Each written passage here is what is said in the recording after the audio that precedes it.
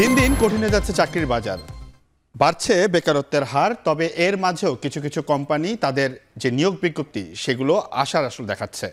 তবে তার জন্য নিজেকে সবসময় প্রস্তুত রাখতে হবে। সবাইকে স্বাগত জানাচ্ছি চাকরির বাজারে, সাথে আছি আমি সিউল আহমেদ। আজ আমরা কথা বলবো এই চাকরির বাজারের এই সপ্তাহের সেরা নিয়োগ বিজ্ঞপ্তিগুলো নিয়ে।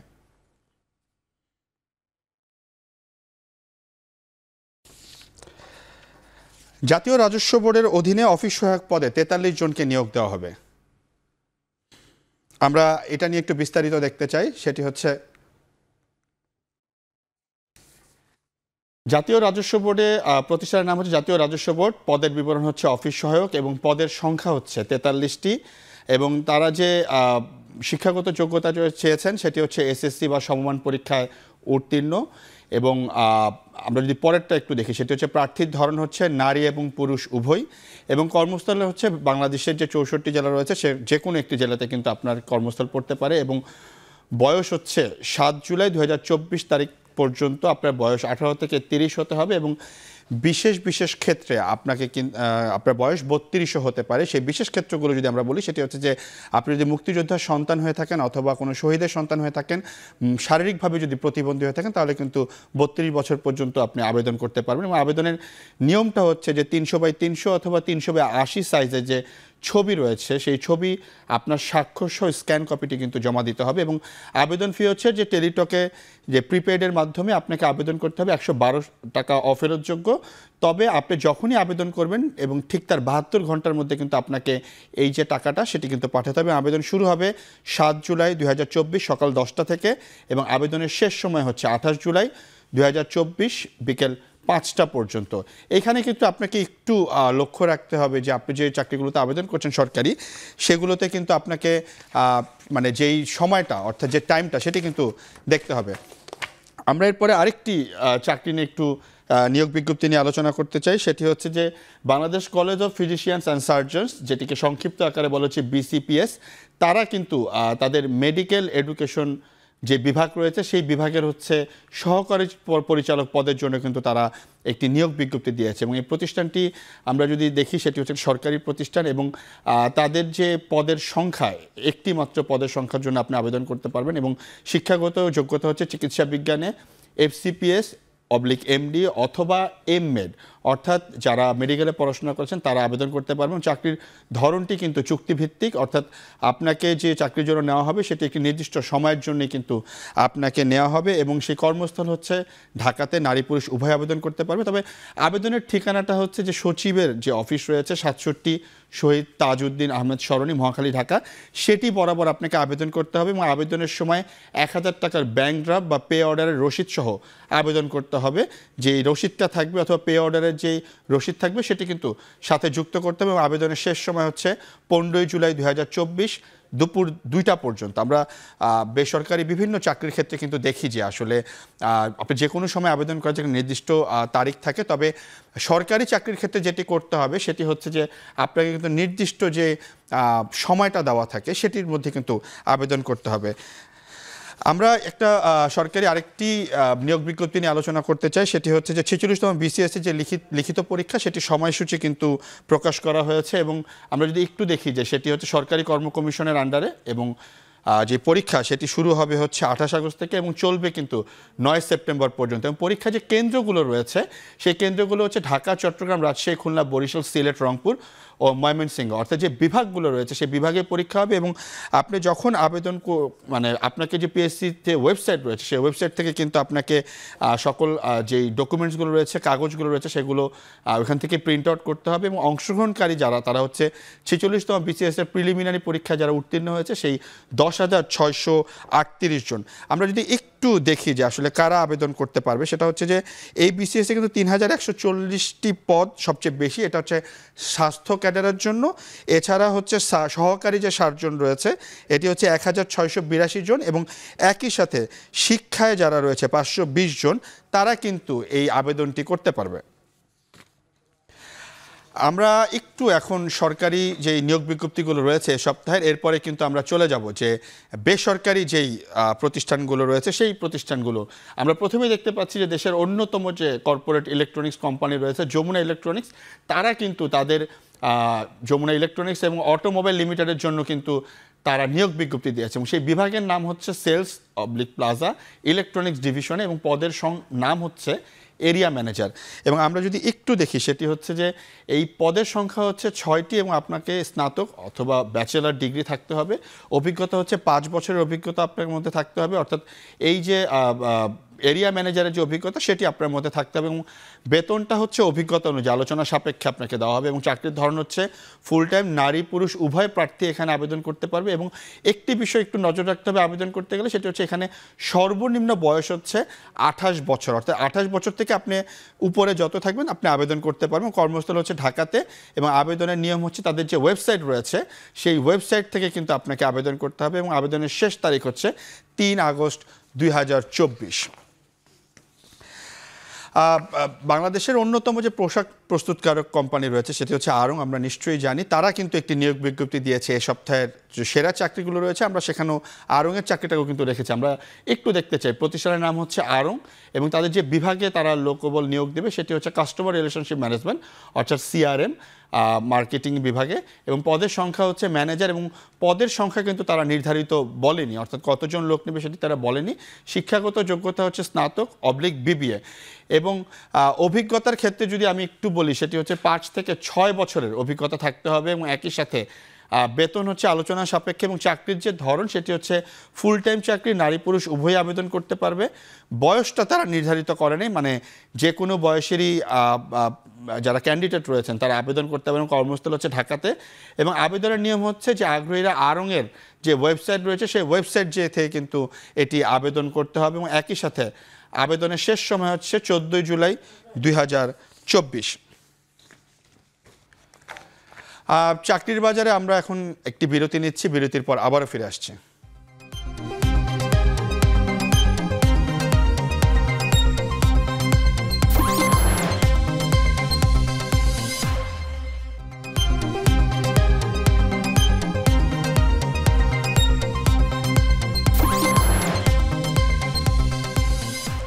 বিরতির পর আবারও ফিরে এলাম। আপনারা দেখছেন চাকরির বাজার। নিয়োগ বিজ্ঞপ্তি প্রকাশ করেছে বেসরকারি গবেষণা প্রতিষ্ঠান সেন্টার ফর পলিসি CPD। CPDকে আমরা কিন্তু জানি তারা মূলত আসলে গবেষণা বিষয়ক কার্যক্রম করে থাকে। বাংলাদেশে যে বাজেটগুলো হয় সেই বাজেটের আগে তাদের একটি নিজস্ব বাজেট পরিকল্পনা থাকে এবং বাজেটের পরবর্তীতেও তারা কিন্তু দেশের অর্থনীতি, মূল্যস্ফীতি ও এরকম বিভিন্ন বিষয় নিয়ে কিন্তু তারা রিসার্চ করে থাকে। আমরা একটু বিস্তারিত দেখতে চাই এই যে চাকরিটি তারা নিয়োগ বিজ্ঞপ্তিটি দিয়েছে সেটির বিস্তারিত আসলে কী কী রয়েছে। প্রতিষ্ঠানের নাম হচ্ছে সেন্টার ফর পলিসি ডায়ালগ অর্থাৎ CPD এবং পদের নাম হচ্ছে রিসার্চ অ্যাসোসিয়েট। আমরা যেটি বলছিলাম তারা যেহেতু রিসার্চ নিয়ে প্রচুর কাজ করে থাকে তারা রিসার্চ অ্যাসোসিয়েট পদের জন্য কিন্তু একটি নিয়োগ বিজ্ঞপ্তি দিয়েছে এবং পদের সংখ্যা নির্ধারিত নয়, অর্থাৎ তারা কতজন লোক নেবে সেটি কিন্তু আমরা এখনও জানি না। এবং শিক্ষাগত যোগ্যতা হচ্ছে অর্থনীতি বা সংশ্লিষ্ট যে বিষয় রয়েছে সেখানকার স্নাতকোত্তর ডিগ্রি অর্থাৎ মাস্টার্স ডিগ্রি কমপ্লিট করতে হবে। তবে তারা একটি বিষয়ে একটু নজর দিতে হবে, তারা CGPA অর্থাৎ রেজাল্ট যেটি রয়েছে সেটি কিন্তু নির্দিষ্ট করে দিয়েছে, অর্থাৎ 3.60 আপনার থাকতে হবে।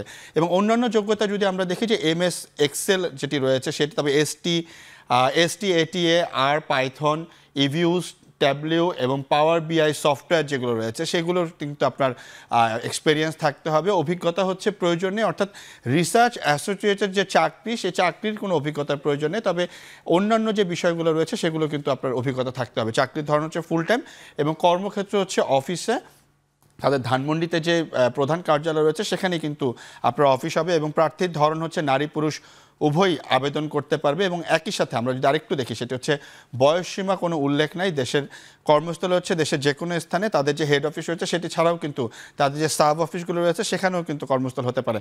বেতন হচ্ছে 61,600 টাকা অর্থাৎ প্রতি মাসে দেওয়া হবে। এবং অন্যান্য সুবিধাগুলো যদি আমরা একটু দেখি সেটা হচ্ছে প্রতিষ্ঠানের যে নীতিমালা রয়েছে সেই নীতিমালা অনুযায়ী কিন্তু আপনি অন্যান্য সকল সুযোগ সুবিধা পাবেন। CPDর যে ওয়েবসাইট রয়েছে সেই ওয়েবসাইটে গিয়ে কিন্তু আপনাকে আবেদন করতে হবে এবং 13 জুলাই 2024 হচ্ছে এটি শেষ সময় যে চাকরির নিয়োগ বিজ্ঞপ্তি জমা দেওয়ার। বাংলাদেশ রেড ক্রিসেন্ট সোসাইটিতে ডাটা ম্যানেজমেন্ট অফিসার পদে জনবল নিয়োগ দেওয়ার জন্য তারা একটি নিয়োগ বিজ্ঞপ্তি দিয়েছে। আগ্রহী যারা আছেন তারা কিন্তু 10 জুলাই পর্যন্ত আবেদন করতে পারবেন। আমরা একটু বিস্তারিত জানতে চাই এই চাকরির নিয়োগ বিজ্ঞপ্তিতে তারা কি কি কোয়ালিফিকেশন চাচ্ছে কিংবা কি কি থাকলে আপনি আবেদন করতে পারবেন। বাংলাদেশ রেড ক্রিসেন্ট সোসাইটিতে আবেদন করতে হবে যে প্রতিষ্ঠানের নাম এবং বিভাগের নাম হচ্ছে কমিউনিটি বেস সার্ভিলেন্স এবং পদের নাম হচ্ছে ডাটা ম্যানেজমেন্ট অফিসার। পদ সংখ্যা তারা এখনও নির্ধারিত করে বলেনি, অর্থাৎ অনেককেই তারা হয়তো বা নিবে। এবং এরপর যদি আমরা দেখি যে শিক্ষাগত যোগ্যতা হচ্ছে স্নাতক অথবা স্নাতকোত্তর, অর্থাৎ আপনার ব্যাচেলার অথবা মাস্টার্স কমপ্লিট করতে হবে, অভিজ্ঞতা প্রয়োজন নেই এখানে। বেতন নিয়ে যদি আমরা একটু কথা বলি, সেটি হচ্ছে 40,000 থেকে 45,000 টাকা পর্যন্ত তাদের বেতন দেওয়া হবে। সর্বনিম্ন 40,000 এবং সর্বোচ্চ এই পদের জন্য 45,000 টাকা পর্যন্ত দেয়া হবে। আমরা একটু দেখতে চাই বয়স এবং কর্মস্থল। বয়সটা তারা আসলে নির্ধারিত বলেনি, যে কোনো বয়সেরই আবেদন করতে হবে, তবে অবশ্যই আপনার ব্যাচেলার এবং মাস্টার্স কমপ্লিট থাকতে হবে এবং কর্মস্থল হচ্ছে ঢাকাতে। এবং আবেদনের নিয়ম হচ্ছে তাদের যে ওয়েবসাইট রয়েছে সেই ওয়েবসাইটে কিন্তু আপনাকে আবেদন করতে হবে। আবেদনের শেষ সময় হচ্ছে 10 জুলাই 2024।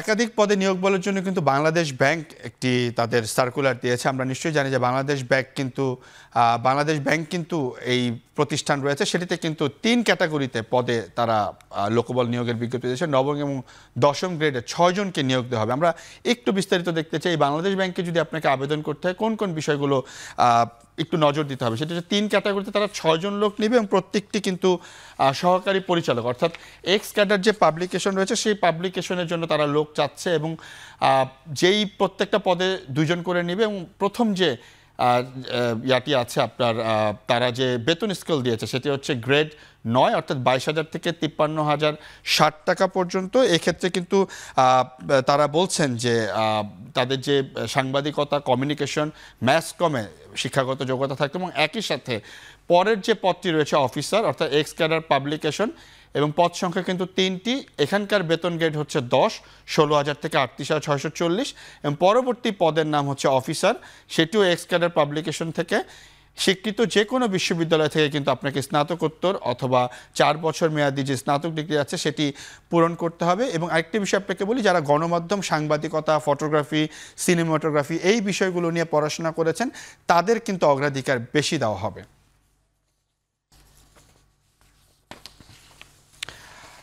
আমরা একটু দেখতে চাই যে বাংলাদেশ ব্যাংকে আবেদন যেভাবে করতে হবে সেটি হচ্ছে যে আবেদনের সিস্টেম হচ্ছে বাংলাদেশ ব্যাংকের ওয়েবসাইটে যেতে হবে এবং সেখান থেকে আবেদন করতে হবে। এবং আবেদন ফি হচ্ছে যে মুঠোফোনের যে পেমেন্ট অ্যাপ রয়েছে সেই অ্যাপের মাধ্যমে আপনাকে 200 টাকা দিয়ে আবেদন করতে হবে। এবং একটি বিষয় মাথায় রাখতে হবে, সেটি হচ্ছে যে এই যে মুঠোফোনে আপনি টাকাটা পাঠাবেন সেটি হচ্ছে আবেদনের 72 ঘন্টার মধ্যে কিন্তু ভেরিফাই যে পেমেন্ট লিঙ্ক রয়েছে সেই পেমেন্ট লিঙ্কে ভেরিফিকেশন সম্পন্ন করতে হবে, নয়তো কিন্তু আবেদন করতে পারবেন না। এবং আবেদনের সময়সীমা হচ্ছে 8 জুলাই রাত 11টা থেকে 11:59 পর্যন্ত। আমরা চাকরি বাজার থেকে এখন আরেকটি বিরতিতে যাচ্ছি, ফিরে আসছি একটু পরে।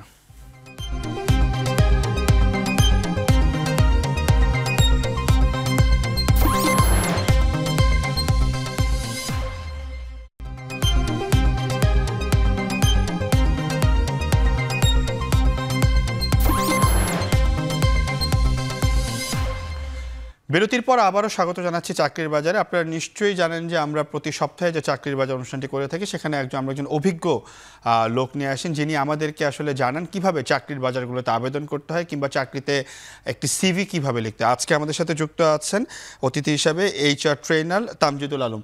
মিস্টার তামজিদুল, আপনাকে অসংখ্য ধন্যবাদ এই ব্যস্ততার মাঝে আমাদেরকে সময় দিয়েছেন।